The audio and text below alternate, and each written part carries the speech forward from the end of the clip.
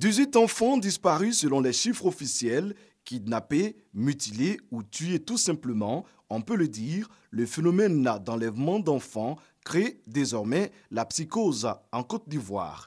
Consciente du danger, la ministre de la Solidarité, de la Famille, de la Femme et de l'Enfant, Anne Désiré Ouleto, est déterminée à mettre fin à cette situation à travers une forte mobilisation de la police et de la gendarmerie, ainsi que des acteurs sociaux et de toute la population ivoirienne.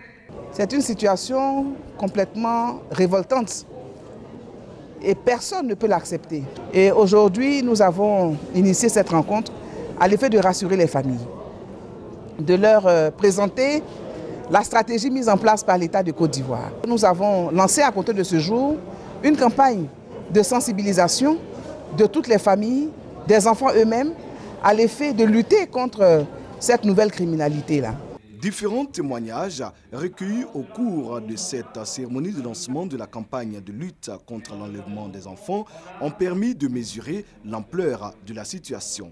Visiblement, des prédateurs adeptes de pratiques occultes et de sacrifices rituels sévissent à Abidjan avec pour objectif principal de s'enrichir au prix du sang d'innocents enfants. On parle de brouteurs, c'est de jeunes gens qui, ma foi, n'ont pas un travail déclaré, mais qui ont des revenus conséquents. Et je pense que de plus en plus, nous devons pouvoir être regardants sur l'origine de leur fortune.